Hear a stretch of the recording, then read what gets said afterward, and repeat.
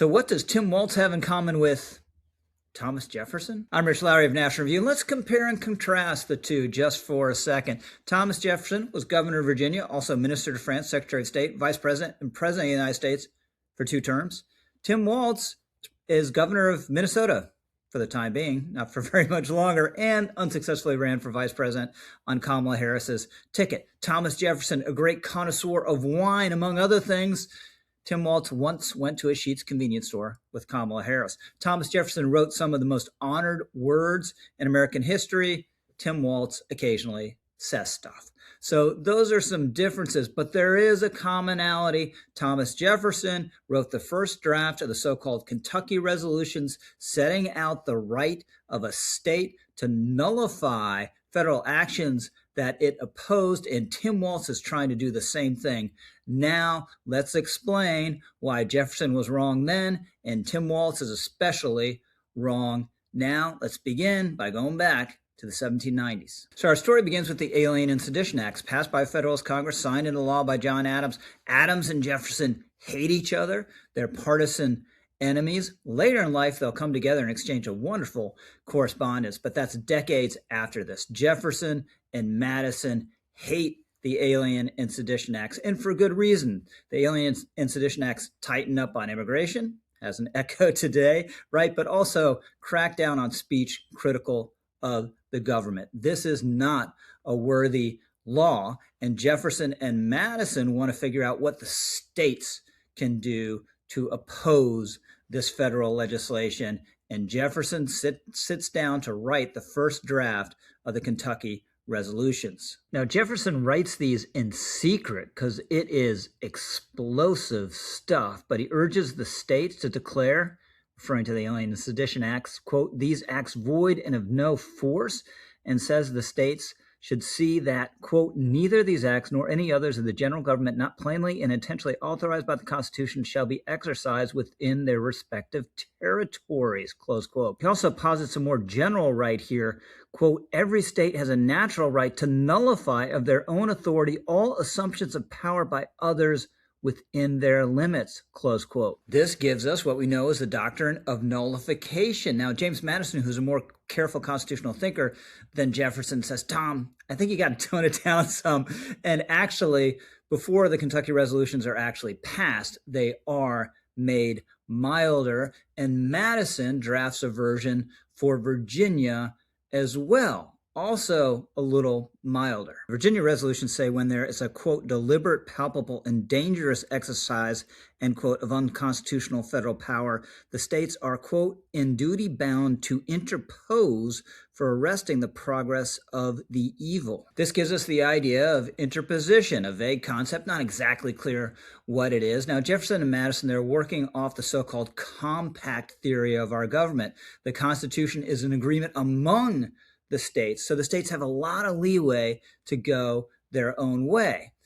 They're wrong about this, but it's understandable at the time. The understanding of the Constitutional Compact is more plastic then than it is today when it's been more fully worked out. But even at the time, people were saying this is wrong, and not just wrong, it's dangerous. They appealed to support from other states.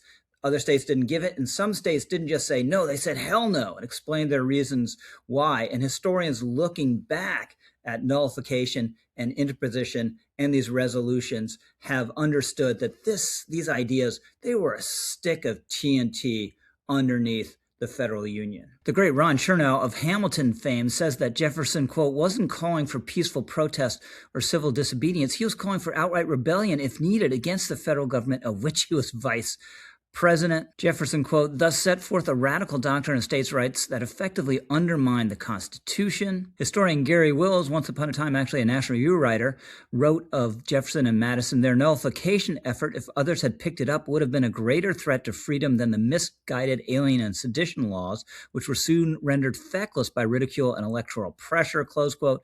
George Washington himself worried that if, quote, "systematically and pertinaciously pursued, the acts would, quote, dissolve the Union or produce coercion." So what happens? Well, this compact theory of government, the idea of nullification, are discredited in various ways over time. You get a nullification crisis in the 1830s where South Carolina says it's going to nullify a federal tariff it doesn't like. President at the time, Andrew Jackson, no nonsense character, says, I consider nullification the equivalent of insurrection and war. And if you go down this route, I'm going to march down to South Carolina and take care of you, and gets Congress to pass a so-called force bill. Not very clever branding there. A force bill. South Carolina gets the message. Eventually there's a compromise. The Civil War obviously has a big role in deciding this question. And all throughout the centuries, you get the Supreme Court, McCulloch versus Maryland in 1819, desegregation-related cases in the 1850s, until today, vindicating the supremacy clause of the Constitution, which says when there's a conflict between federal and state law, federal law prevails, although apparently the message of this has not been received in Minnesota. What we see now is a version of nullification, or nullification light, if you will, from Minnesota. Walz and Fry and others are basically arguing they should have de facto veto power over the nature and extent of federal immigration enforcement policy. Two-pronged effort to pursue this version of nullification. On the one hand, the state has sued the federal government, not exactly on compact theory grounds that we saw at play in the Kentucky and Virginia resolutions, but citing the 10th Amendment. Now, the 10th Amendment, obviously a real thing. It says power is not explicitly given to the federal government under the Constitution or reserved to the states, but it's being misapplied here. A lawyer for the state actually called the DHS surge an unlawful and unchecked invasion of Minnesota, as if the state is its own country with its own borders and its own border policy. The other prong is all the agitation in the streets. This is meant to create a hostile environment for DHS agents such that they can't operate in Minneapolis, in Minnesota anymore, and got to quit the field and go home. This is in effect attempted heckler's veto over federal enforcement policy. It is encouraged by state and city leadership, and it is highly organized. To be sure, it's certainly true that states have their sovereign powers. That's a really important part of our system, but immigration enforcement is just not one of them. Actually, back in 2012, the Supreme Court took up an immigration case, Arizona versus the United States. State of Arizona, run by immigration hawks, passed various immigration laws to empower state authorities to enforce, in effect, federal immigration laws. These were laws meant to accord with federal law. And the Supreme Court said, you can't even do that.